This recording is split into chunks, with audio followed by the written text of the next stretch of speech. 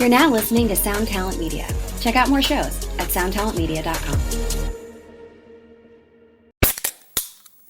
Hey, what's up, everyone? I'm Matt Migaki, the vocalist of Cryptopsy and the host of the Vox and Hops Metal Podcast, where I sit down with fellow metal musicians. We talk all about their lives and music while sharing killer craft beers. If you've ever wanted to sneak backstage and share a beer with one of your favorite musicians, well, Vox and Hops is the podcast for you. This week on the podcast, I dropped a killer episode with Kelly Schaefer of Atheist. There is this episode and over 440 other ones to help you enjoy life, metal, and craft beer. So what are you waiting for? It's time to become a Vox and Hops head. Cheers! Hey, what's up, folks? Here's a bonus episode for you this week, because why not? Who doesn't like a good bonus episode? We'll get into it in just a second, but before we do, I wanted to remind you about a couple ways you can support the podcast through your gear buying habits. So if you're looking at buying a new piece of gear, what better way than to get that sweet, sweet, sweet customer service and that sweet, sweet, sweet candy from Sweetwater? So you go to tonemob.com/Sweetwater for any of those purchases, and a little bit will come back and help support the show, and it doesn't cost you anything extra. If something used or weird or vintage is more your taste, well, reverb.com is the place for that. So go to tonemob.com/reverb for any of those purchases. Same idea. A little bit comes back and helps support the show, and it doesn't add anything to your purchase price. It's easy. Those are the links, tonemob.com/Sweetwater and tonemob.com/reverb for any of those purchases. Thank you so much to everyone who's participating in that. It really helps out a lot. All right, here we go. My guest on this special episode is Mr. Tyler Larson. He is the guy behind the very popular YouTube channel Music Is Win. And if you haven't seen his videos, I highly suggest going over there and subscribing and checking him out. He's a tremendous player, a great dude, and this was a really fun chat. So let's get right into it.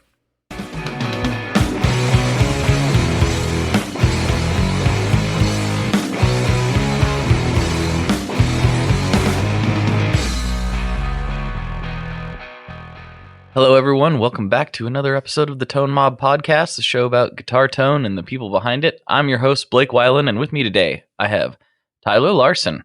How's it going, man? It's going well, Blake. Thank you for having me on your podcast. Of course. I'm glad to have you here. This should be a good time. I've been wanting to do this for a while. I know. I think the first time we met, maybe not the first time, but the last time I remember meeting was at the NAMM show. Summer NAMM? Was it a Summer NAMM? I think it was a summer name. Last year? Yeah, that sounds right. I feel like all these podcasts start with, well, last time I saw you was at NAMM. And yeah, and then it goes in 7 different directions. But yeah, that was the last time we chatted. Pretty much. Yeah, that's basically how everything's going. I had some messages from a guy yesterday. He's like, what are we going to do now that NAMM's probably not a thing for a while? I'm like, podcast? Yeah. You're doing it right now. This is it. Right. Your guess is as good as mine. This is what we're doing, I guess. So we have been set up nicely, though. You know, people like us kind of already equipped to deal with something like this a little bit. Yeah. At least from a professional standpoint. Yeah, totally. When this all started happening, I was talking to Joel from Chase Bliss, and he was like, oh, this sucks. I'm like, but really, it does suck. I'm not going to say that it doesn't, but it sucks a lot less than it would have 15 years ago because, you know, we got streaming, we got all kinds of content sources. You and I can still do our thing. Like anybody that's working on the computer basically can still do their thing.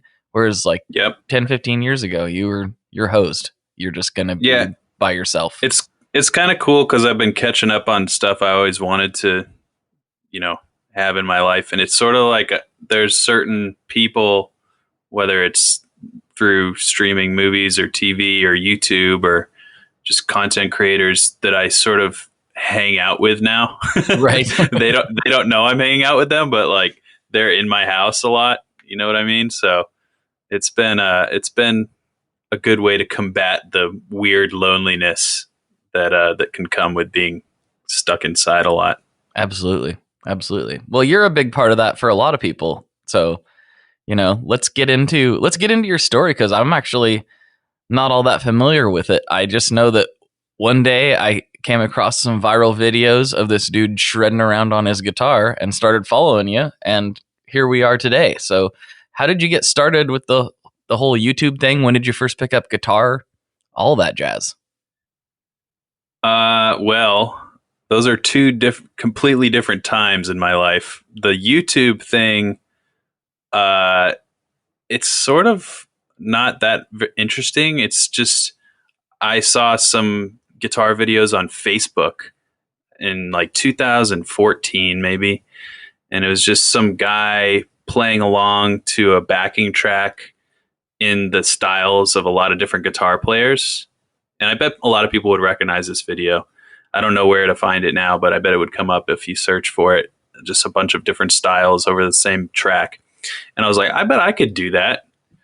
And so I started making videos on my iPhone, I think it was probably at that point. And they were just terrible. You know, you look back at all your old stuff and it's just real bad. But I was doing it and it was fun. And I was working for Apple also. So I was like doing a day job and trying to figure out how to make content as well as promote an educational guitar course, because I spent all this time trying to learn how to edit film and make a guitar course to sell because I hated working a regular job. And I finally created the course and I was like, all right, now what? So that's where the social media element came in. I was like, well, I can probably get some quote unquote fans and likes or whatever you call them by making videos that don't necessarily have to do with education to sort of rope-a-dope people into seeing that I also teach. And that sort of just bloomed into what it is today. That's interesting. So you kind of had a goal in mind. A lot of people, when I talk to, especially YouTubers, they're like, I just wanted to try it and see what would happen. But you kind of had a thing in mind already, which is a different perspective than a lot of people have. Yeah, I definitely wanted to create a business because I came from, you know, I went to music school, so I was already sort of thinking about music as a career rather than a hobby, and how I could parlay it into something that would provide for myself. And eventually, you know, my wife I was already married when I even started posting videos. So I was like, I just knew what I didn't want to do. And working for Apple, or I worked in retail, I did all the terrible things that just sort of suck your soul out of your body. And so I learned what I didn't want to do. And when I was playing guitar, you know, obviously it's way more fun. And I was like, how can I turn this into a business? And I didn't even know about, I don't think monetization even really existed when I started, but I just knew that having an audience maybe meant that you could build a career. I didn't know how to do it, but I just knew, you know, stepping stones that that could potentially provide an opportunity down the line, and panned out. Nice. Very nice. Well, let's go back a little. I want to dig into all of that in more detail, because there's a lot of people listening to this that would very much like a career similar to either of ours. And that's something I'm very passionate about. And our mutual friend, Mr. Wampler, we're very passionate about that as well, is helping people escape that if they can, because I know the soul-sucking nature of it all too well. But before we get into all that, I want to dig into a little more into your backstory. You said you went to school, but when did you first like really start paying attention to music and really start playing guitar? I would say I got serious in like my junior year of high school. So I would usually come home, and I played sports throughout high school, but I would always come home, and instead of doing homework, I would record songs. I think I used Fruity Loops and Audacity. That was my rig. Yeah. And it was just, I wish I could find some of those recordings. They're long gone. I think I had like some old PC that I used, my uncle gave me or something, like his old PC, Windows 98 or something like that. But I just I tinkered on and off like everyone probably does around 12, 13, 14, but it mainly sat there. I don't know what made me pick it up again. I know what made me pick it up in the first place. That was hearing Eruption and Cliffs of Dover, but that was when I was 12 and I didn't really know what was going on. But something made me pick it up again and not put it back down in high school. Maybe it was just trying to be different from everybody else because there wasn't really a big music scene in my school. I went to a private school and it was in the boonies of New Hampshire, so that there wasn't a lot other than football players, and I was skinny, so it's like, well, I have long fingers. Try this out. So I kind of just kept at it, and that's the origin, if you will. The superhero origin story. Yeah. Do you remember what your first guitar was and all that? A lot of people have a similar story in that, but I'm always curious what the first thing was. Yeah, my first one was a Cort, a off-white Cort. It's basically like a Strat copy. It's probably like $50, and a crappy little amp, and that's it. And I took lessons I never really liked taking lessons. I took lessons. There were a couple times when I would have good teachers, but I would just get tired of the rigmarole of having to do something, from a music perspective, which is ironic because I ended up going to a music college where that was all very important to, be on time and practice or else you fail. So, in the early days, I had my Cort and my little amp, and I don't think I got my first guitar pedal until that origin that I told you, like the junior year. I think I got a nice Metal Zone. I think I got myself a wah pedal. I had a Marshall. My next amp was a Marshall MG50 stack. Yeah. And it was just the most digital goodness you could possibly imagine.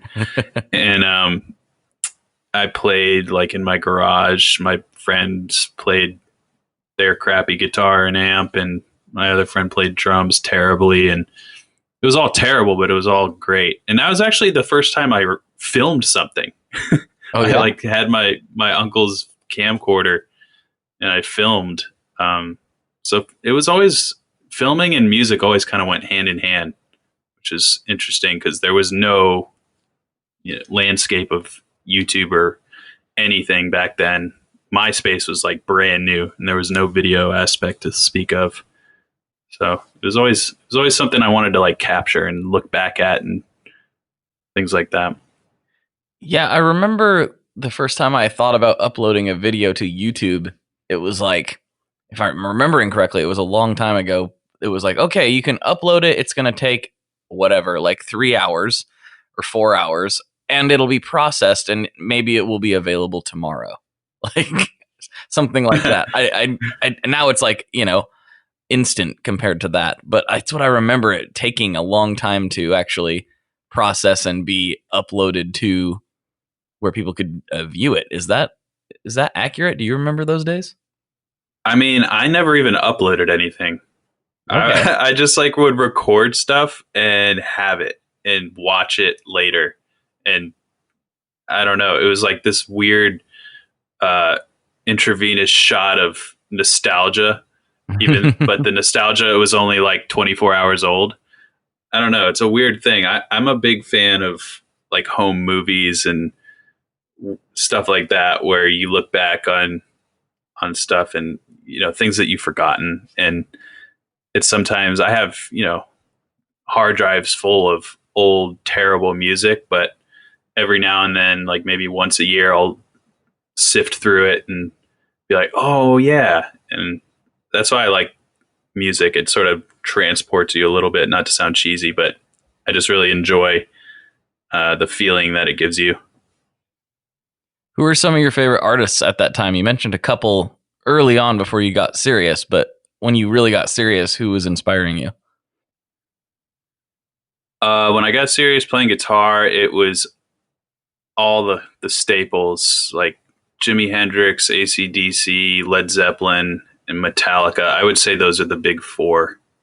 And I was lucky enough to have parents who were cool with me, like cranking the stereo in my room and just playing along terribly with the pentatonic scale and just like find the root over these pretty simple harmonic structures. And it's like, all right, there I am. I'm just gonna sit here in home bass E minor pentatonic for like an hour straight, not stopping. Just keep rewinding and rewinding the song, and just yeah, those were good times. But I would say those four were definitely the ones that I took the most guitar influence from, and probably Ozzy Osbourne too. I remember I would put on my CD player and go to bed, and I would just rewind the solo. I would listen to the song up to the guitar solo, and then I would just rewind the solo section and pretend like I was the one playing it. It's like a Randy Rhoads solo. Right. And I would just be like, yeah, that's me playing that. And I would listen to it like a dozen times and then go to sleep. And that was like my ritual for going to sleep. Randy Rhoads always soothes kids to bed. That's what I always say. Yeah, exactly. Well, apparently my mom, when she was pregnant with me, she I don't know if this was me or it could have been my brother, but one of us, she basically stood in front of a speaker at a show, at a Metallica show. Nice. And that imbued me, I guess. And then it's funny because years later, when I was in high school playing guitar, I had just learned the one solo from Metallica, and I was shredding it in my niece's face, who had newly been born. She was like 6 days old, and I was just shredding the one guitar solo, like pretty loud in her face. And while my sister was holding her, and she was just fast asleep, but she was crying before. So it's a weird kindred spirit with my family and Metallica.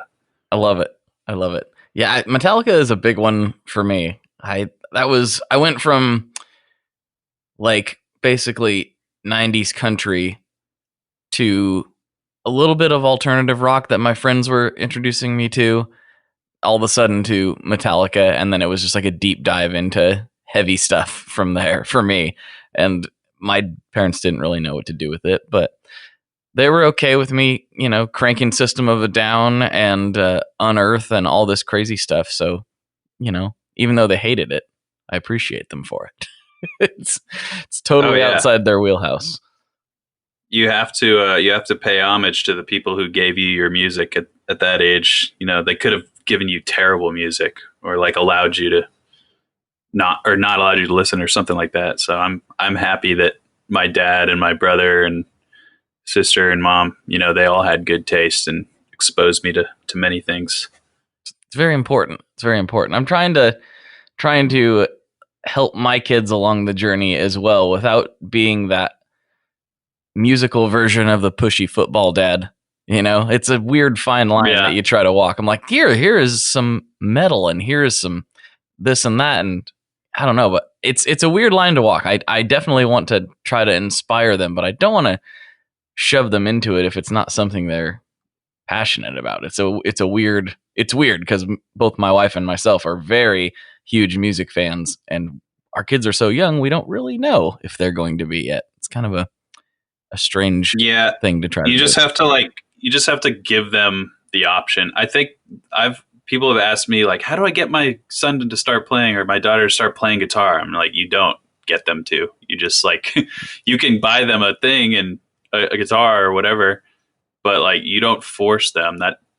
I don't think that works. I think it's just you present the opportunity, and if it clicks with them, then you won't need to do anything. I think that's 100% right. I interviewed Yvette Young here. It's probably a year ago now, somewhere in that ballpark. And she was talking about her classical days and how it was just a competition. Like, that's how that world, I'm not familiar with that world at all, but the way she explained it was that's just how that world works. It's just a competition constantly, and she was playing piano at the time, and it kind of made her not like music anymore until she picked up the guitar and started doing other things, and then she fell back in love with it. Which is it's interesting that you can make people hate music if you're not careful. That's definitely what I'm trying to avoid. Yeah, I agree. So let's fast forward to the current times. So now Tyler has got a successful YouTube channel by most people's measures. I think, people look up to you and they're probably hitting you up for advice. This is kind of going back to what we detoured from earlier. What would you tell somebody that's looking to make a career out of music these days? Because it's completely different now than it ever has been at any point in history, in my opinion.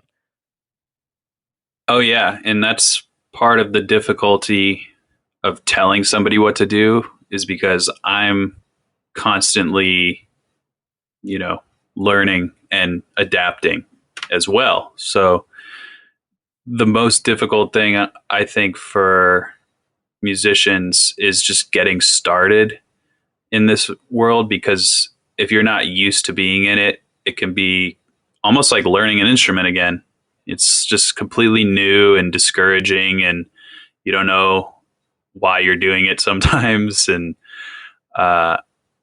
but the hardest thing, with that said, like I mentioned, is actually just doing it and starting. Because like anything, if you look back a year ago, like from when you started doing something, you're like, wow, I'm this good at it now, as opposed to a year passing without ever starting. But when you thought about starting, you never did. It's like, well, I'm still at ground zero. So any skill, you just got to start.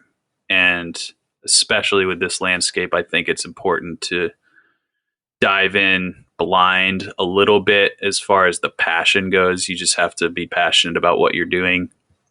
But with that said, I have answered this question before, and I've got a pretty good line on takeaways, because it's hard to answer this question without being philosophical, and kind of maybe confusing somebody even more.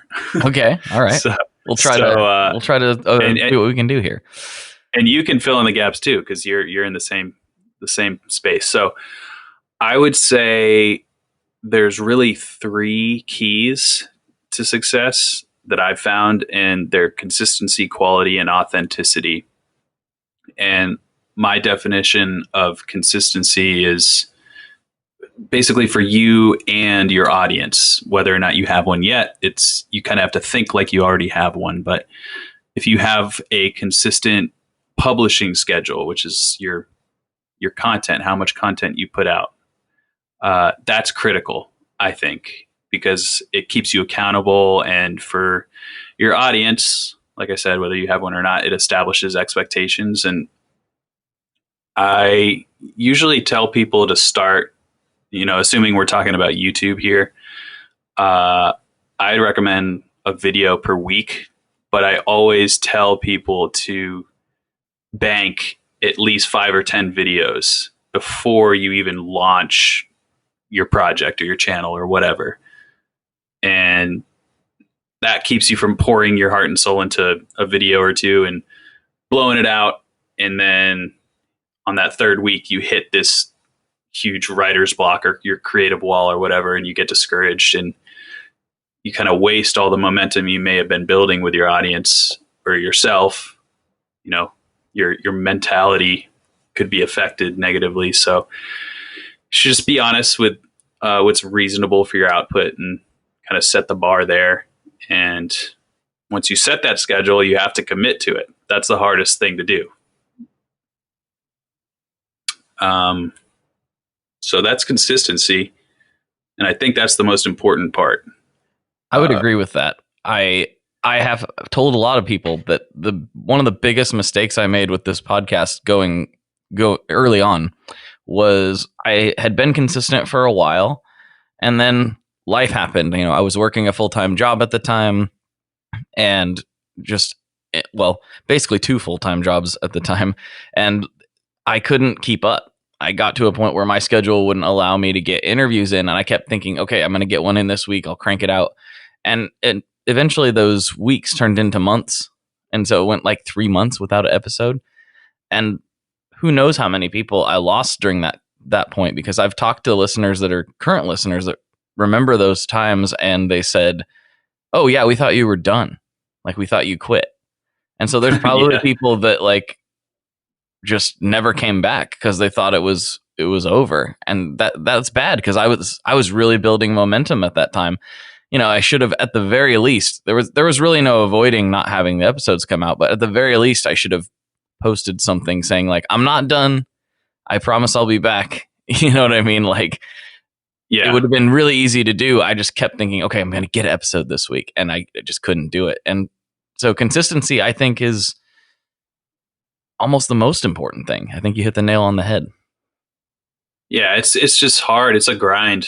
Like, people only see or hear the finished product. They don't necessarily, and the smart people and, you know, the real people, which I think maybe it's growing more and more every day, the people who understand what goes into this, but a lot of people don't know the difficulty. And I feel like sometimes I want to avoid, like, I feel like sometimes when content creators talk to each other, they talk about how hard their job is. So I'm not saying this is hard compared to like somebody who's curing cancer, but it is pretty hard. And I think that it can be overlooked until you actually try it. Mm-hmm. But with that said, the resources now are pretty awesome. Like, just this podcast, the stuff we'll talk about right now is more than I ever learned, you know, but before starting. So it's important to have an open mind, but also understand it's trying on your spirits. Yes. in the early days.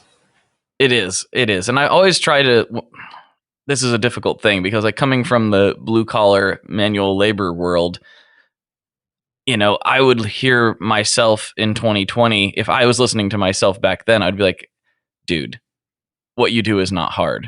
Like, I'm pulling this transmission out of this large, you know, semi. That is difficult. And I agree. Those jobs are much more challenging. The jobs that I used to hold are much more challenging physically than this one is. This one is more challenging in the way that you're, well, much more accountable because it's all you. It's you or it doesn't happen. And then it's also like, I don't know, for me, it's hard to shut off. It's hard to not think about it and not like see yourself as wasting time when you're not working on it. And that's not healthy either, because you need time off.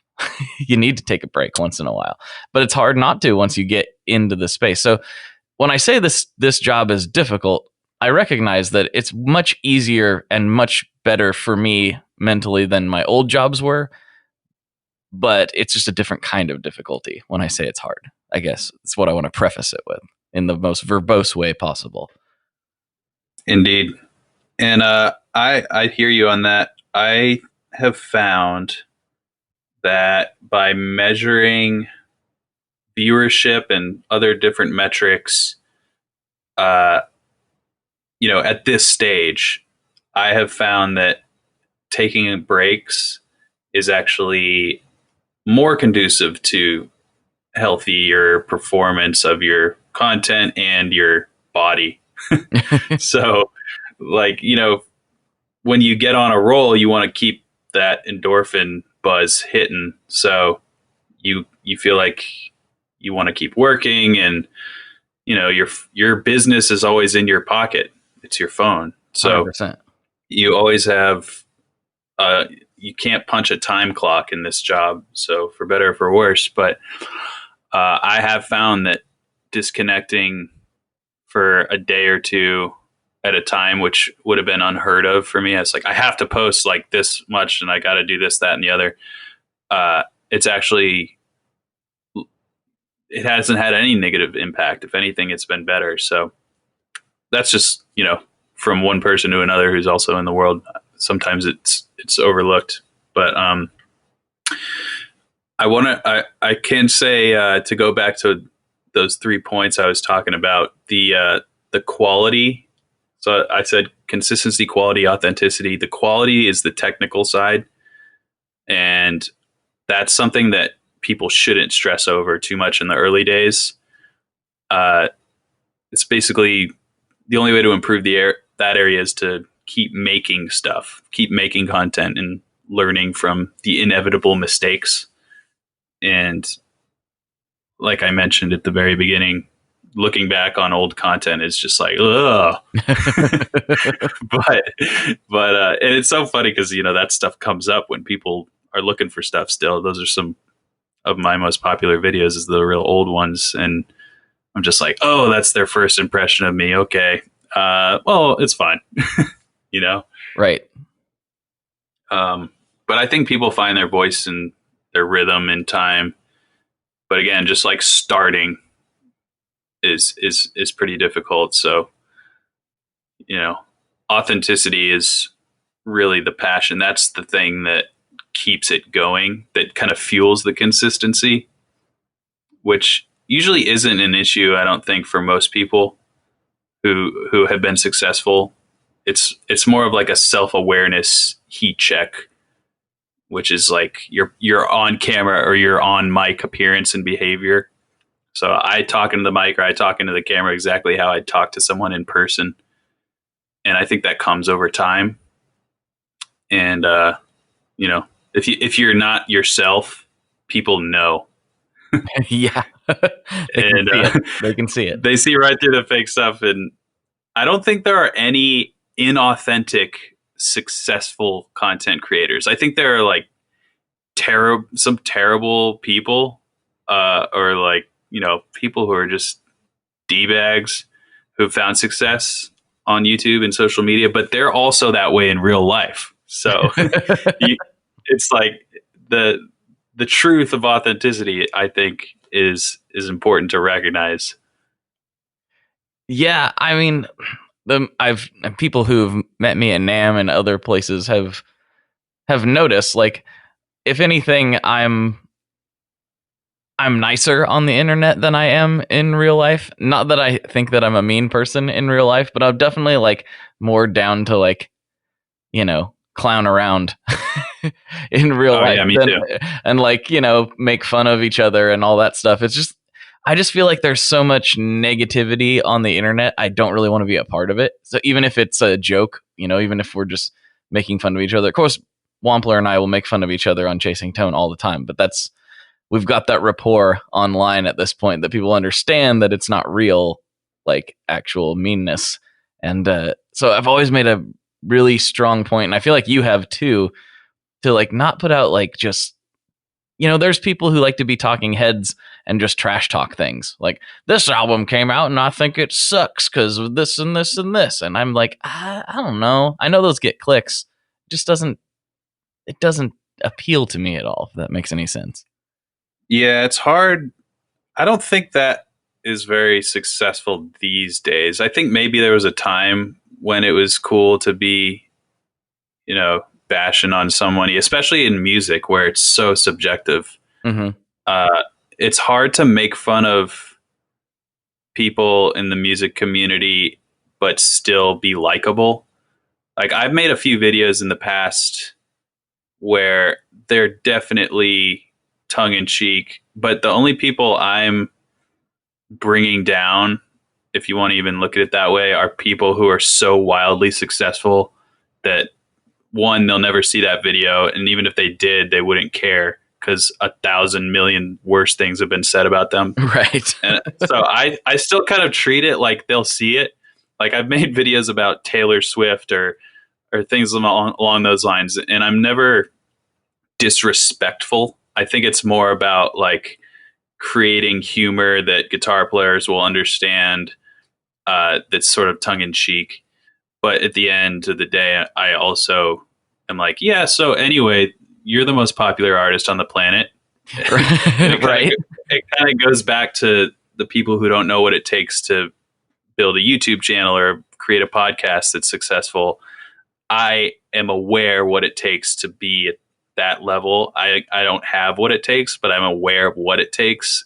And so there's always that underlying humility that I think maybe wasn't present even just a few years ago. I think it's sort of more dialed in, at least in the music community. You know, somebody's not going to come out and say something just completely negative without some sort of repercussion, I think.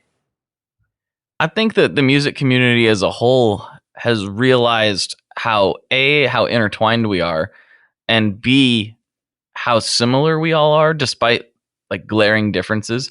It was really striking to me today to watch. I don't know if you're familiar with the 2 Minutes to Late Night YouTube channel, but it's generally a lot of heavier musicians doing various covers. But what was astounding to me today was like, I can't remember who all was on it, but it was like Frank from My Chemical Romance, Max Weinberg, and like some guys from Hatebreed. Like, yeah, Jamie Josta was on it. Like all these different, completely different genres doing a Misfits cover.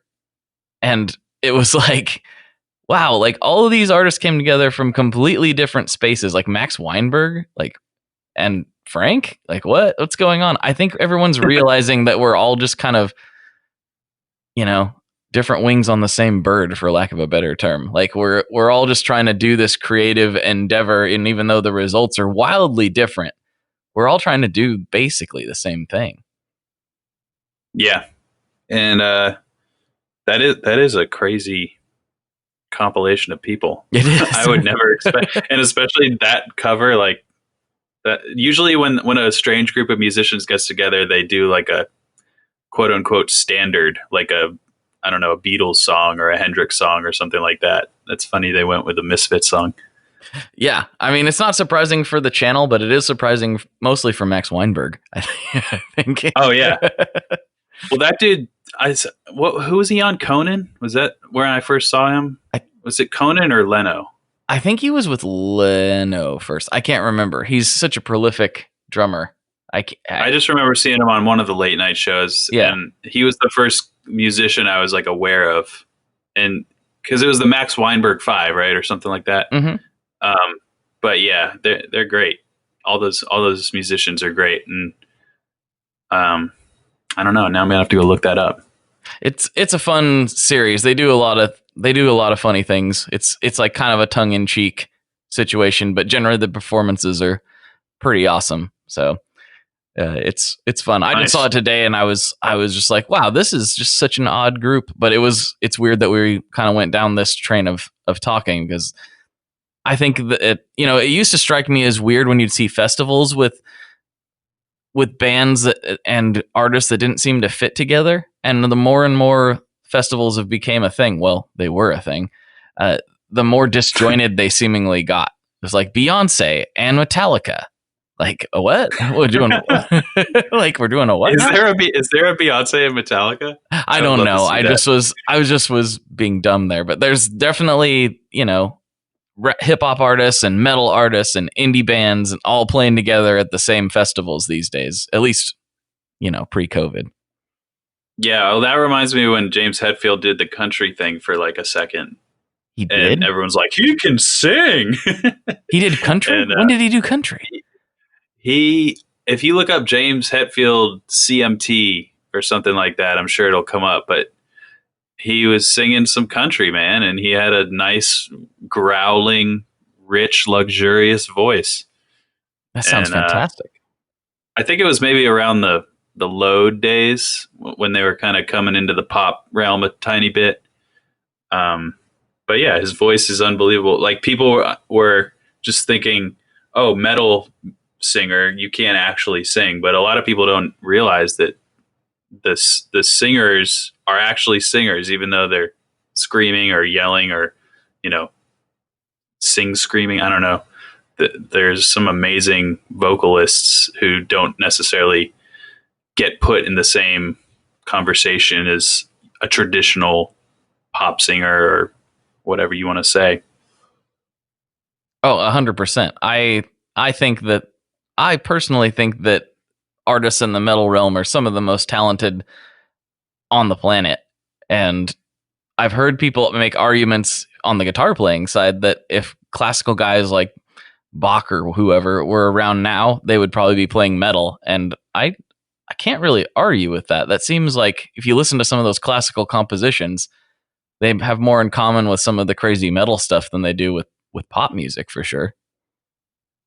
Yeah, it's not even close. I think they would be playing metal, or they would be playing some sort of a backwards version of their music, which is funny because classical and jazz are two completely different schools of thought, and they're taught completely opposite of each other. Like I took traditional harmony, which is based in jazz, but I also took counterpoint, for example, which is based in classical harmony. So jazz harmony and classical harmony, there's rules in both, and the rules contradict each other almost at every turn.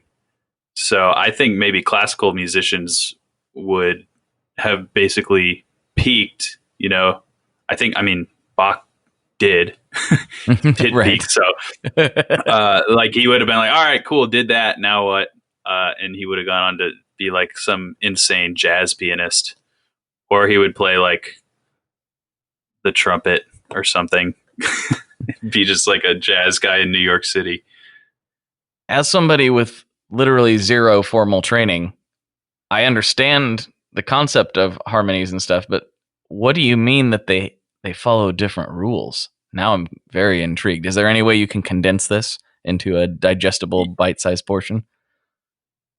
Sure. I don't know if I can condense everything, but I'll give you examples that will make sense, even if you don't have any, understanding prior. But the concept of harmony in jazz is, you would probably be familiar a little bit, like a major chord, minor chord, diminished chord, augmented chord.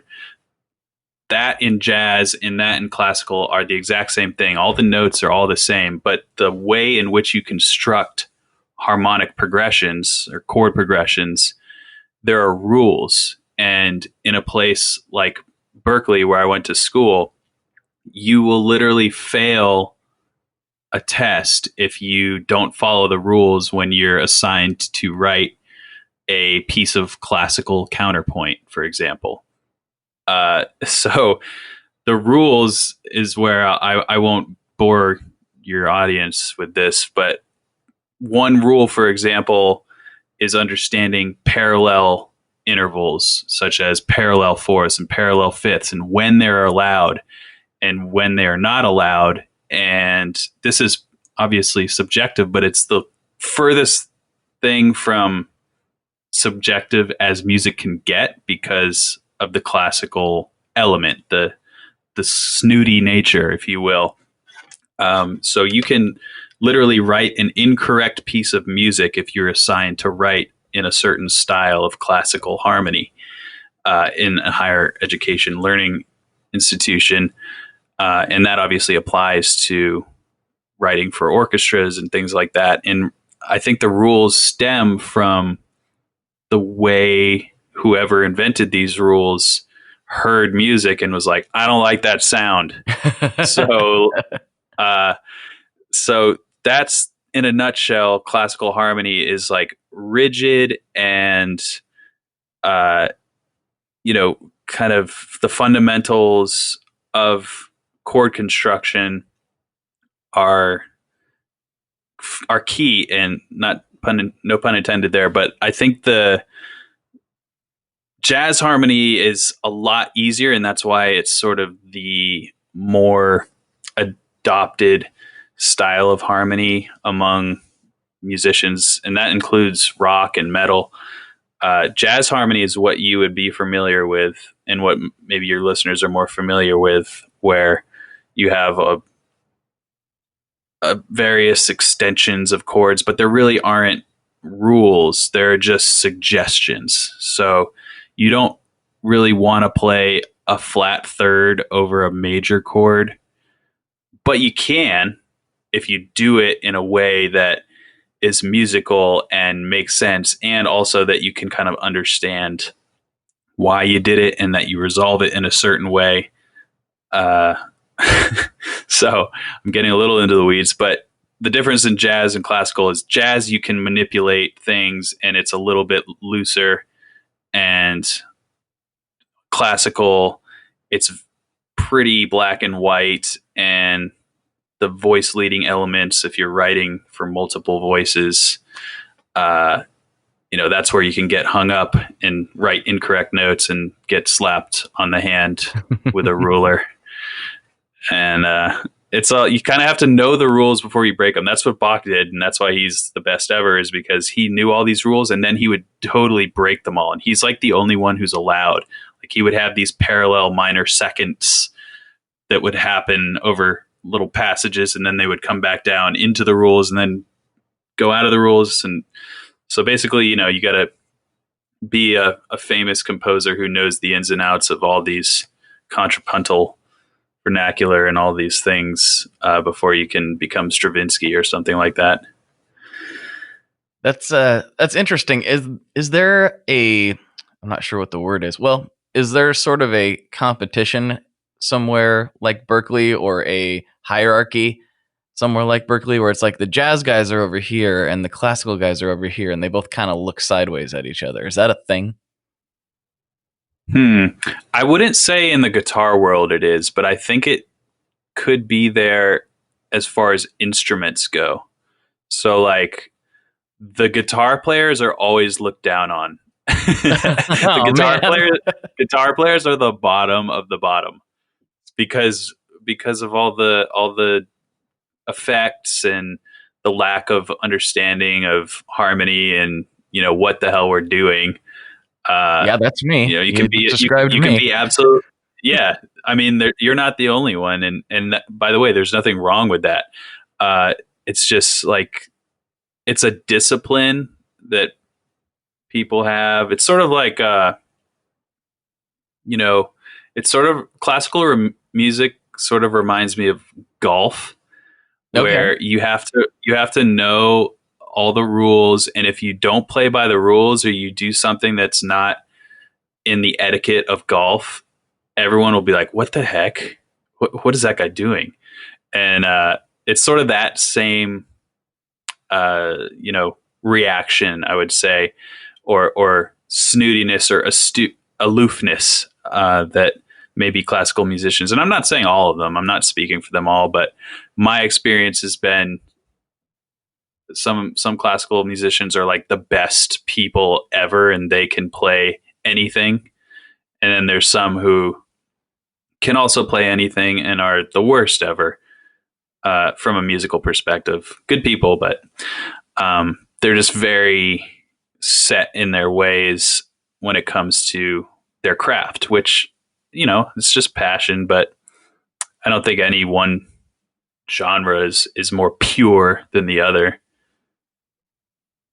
Well, we've dived into dived, that's not a word, dove into some more... A classical person would know. Yeah, exactly. Yeah, not this stupid punk rock idiot over here. But one thing we haven't touched on, we're nearing the end, so we have to, is your rig these days. I know you play a lot of PRSs, but I don't know what the rest of the chain generally looks like for you. Oh, dude. Well, I can tell you exactly what the current setup is, because I'm about to go to I'm doing this virtual school, and I had to assemble my pedal board for my clinics. So I'm not sure what guitar I'm going to be playing there, but you're right. I do like to play PRS guitars. They just, for whatever reason, people are Strat people, they're Telly people, they're Les Paul people, SG people. I'm a PRS person. So my PRS goes into, do you want me to just say the chain, and then you can ask me about any of the pedals? All right. That sounds good. Because I'll just name them off and you tell me what's intriguing. First, we got the Polytune. What do you think about that? I think that it works perfectly fine. Tuners are not interesting to me because I'm like, does it tune? All right, good deal. Let's move on. Yeah, it's beautiful. So we got the Polytune going into Empress Effects compressor going into Source Audio Spectrum, going That's into their digital EQ, right? No, this is a filter. Oh, okay. It's like an auto filter. Oh, I got it mixed up. Yeah, it's really cool. And then the Pigtronics Octavia, going into Strymon Riverside Overdrive. Then that goes into the Empress Effects Heavy, which is a distortion. That goes into the Sabadius Funky Vibe. And that goes into the JHS Lucky Cat Delay. That goes into the Wallace Audio Fathom Reverb. And then I have a loop, RC1 loop station on the end. Beautiful. Tell me about that vibe. That's the only one I haven't heard of before. Yeah, that's a new addition. So I found out about this pedal on Instagram. Do you know RJ Roncalio? Oh, I don't yeah, know how to dude. say his last name. Yeah, that guy rules. Yeah, so I saw him playing this pedal, and I was like, I need that. And it's like this. It's the Fillmore East version, so it's like a very Hendrix-y vibe and or chorus. There's two settings, vibe or chorus, and it actually is. It takes up the most real estate. It's like two pedals worth.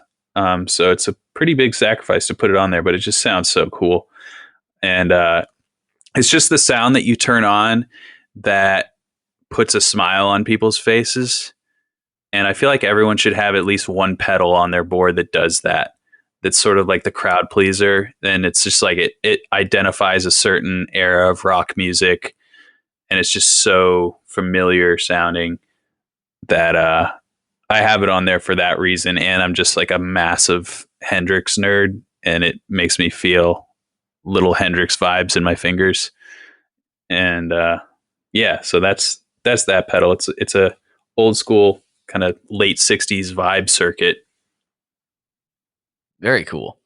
I mean, Hendrix vibes in your fingers. If anything does that, it's worth having. That's how I feel about it. If anything gives you those vibes. Absolutely. That's really what all the pedals are like, giving me vibes for my inspirations. Like the Pigtronics Octavia, it's sort of like the super colossal Joe Satriani sound. Mm-hmm. That album, I don't know if you're familiar, but that album came out when I was in high school, and I've just always loved that really low gain, octave up sound. So you put the neck pickup on and you turn the gain down really low and the octave effect all the way up, and you get these just delicious overtones when you get up above the 12th fret on the higher strings. I would recommend that sound for anybody, but it's just so nice. Man. And yeah, that's awesome. Well, to cap it all off, what amp are you going into? that is a often changing. Depends what I'm playing. I have a couple standbys. I really like my PRS Custom 50, which is now, I don't think they make that one anymore, but they make like an Archon would be a similar one. PRS Sanzera is like an ultimate pedal platform. That's probably what I'm going to be using next week. I have a Bullhead Paragon, which is a huge 100-watt awesome head, like a boutique head. And I would say those are my go-tos. I got a Victory Copper Deluxe, which is probably got the best built-in reverb I've heard on a head before. Spring reverb. Those are probably my four go-tos, but a lot of the time I'm using plugins, like Universal Audio. The Universal Audio Diesel VH4 is like instant tone. And, you know, when you're setting up to do something, you don't want to spend a lot of time dialing in tone. I have like some go-to stuff. I use some of the Neural DSP stuff, like the Corey Wong archetype that just came out is really good. I'm actually doing a video with him later this month to to use that and promote it a little bit. So yeah, lots of answers there. Amps, I'm like a total amp fiend. I'll use whatever as long as it meets a need. You're really making me. I forgot for like a minute and a half about how much I want an Archon, and I was like, oh yeah, I really want one of those one of these days. Ugh. Oh yeah, you won't regret it, man. It's great. One of these days, I'm gonna scoop that up. I have my selection of amps that I'm pretty solid and happy with, but there's a couple outliers. Like I really want an Orange Rocker Verb, and I really want an Archon, and there's a couple other. The Archon's the one I think I haven't actually brought up before. There's a handful, a 5150. I really want a 5150. It's just a handful of amps that I really want to get my hands on. I don't need, but I want them. And that's just the state of me being. Do we really ever need it? I mean, come on. Sometimes. Maybe you do need it, though. You're right. Maybe I do. If you redefine the word, maybe you do need it. I do need it. You're right. You've talked me into it. That's all it took. You're welcome. I need it. I need it all. All right, man. Well, all right. We have almost reached the end of the episode. And you mentioned the music school. And also, thank you for sponsoring the podcast these last couple of weeks. I have been telling everyone about your music school experience that's coming up. If you want to plug that and anything else that you want to plug right now, here is your time to shine. Yeah. My music school is not necessarily just mine, but it is, I've been calling it mine because it's easier to say it that way. But it is definitely not just me. It is myself, Paul Reed Smith, Tim Pierce, Dennis Chambers, the Granger brothers, Brian Ewald, Mia Simone, all these really great musicians coming together for a virtual guitar camp and music camp for 4 days. And by the time you're listening to this, I don't know when it comes out, but it starts August 10th.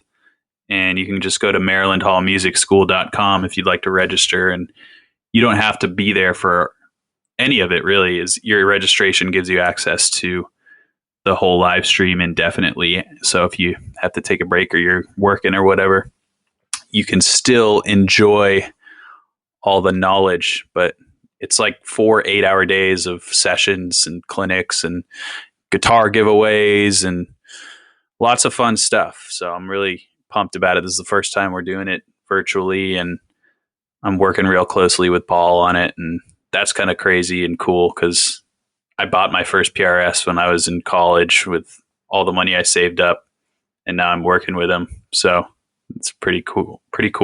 That's fantastic. And for all the listeners, that link will be in the show notes. So easy peasy to get to, and it'll be coming out before August 10th. So no worries on all of that. Nice. All right. So here's the last couple questions of the podcast. And, the last one is a little bit controversial. It gets people into hot water, but we won't go there just yet. We'll start with this one. What is your favorite Boss pedal?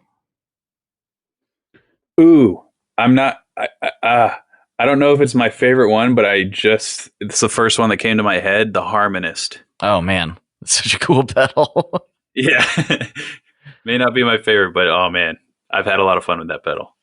I've found that people are a lot quicker on that answer than I thought they were going to be when I first started introducing it. After a listener and Tone Mob Facebook group moderator Jason suggested I start asking people that, I thought it was going to be a lot of ho-humming and like time suck at the end of the episode. And everyone's like, this is the one. I think it's important to answer questions like that quickly. Yeah.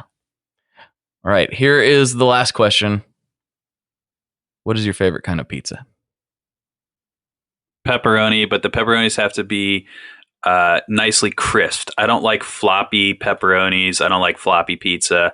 I like a nice crisp crust. And if it's too much grease and flop, just get it out of my face. And you should never, ever put pineapple on pizza. Oh, thank you. Thank you, my man. I knew that we were getting along so well for a reason.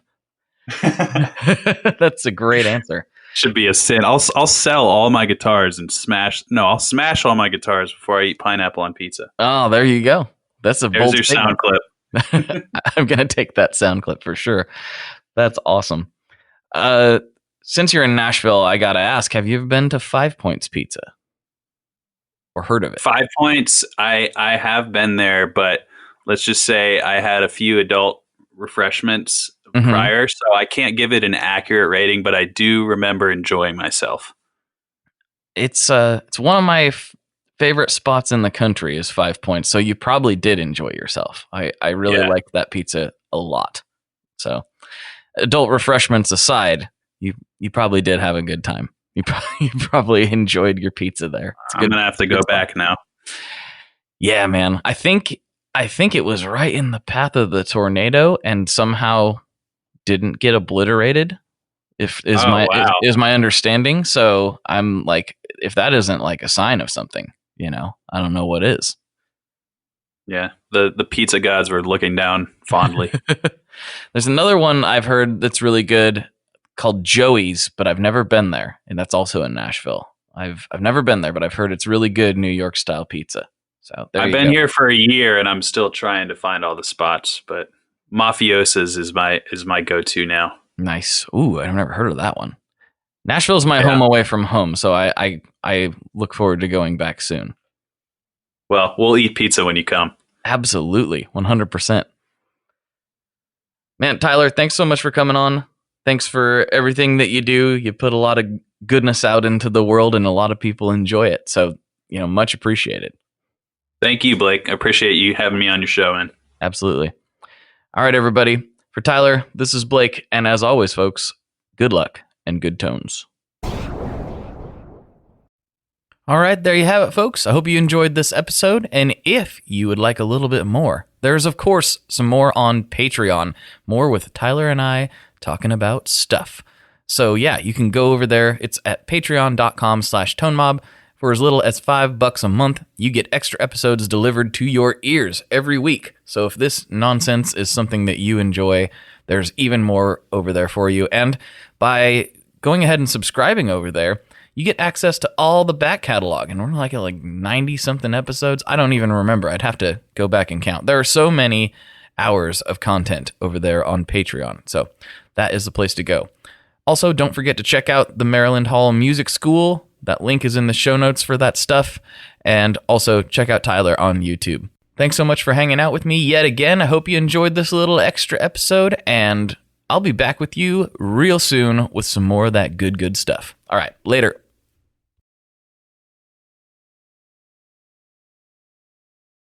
One last thing before we totally sign off here. I just want to remind you that if you do any shopping at Stringjoy, that's Stringjoy guitar strings made in Nashville, that will help me out as well. As I've said for years, I'm heavily involved in that company, and I really do think they're making the best products on the market. So if you would like to try custom strings, go to tonemob.com/stringjoy and check them out today. I seriously love what the team down there is doing.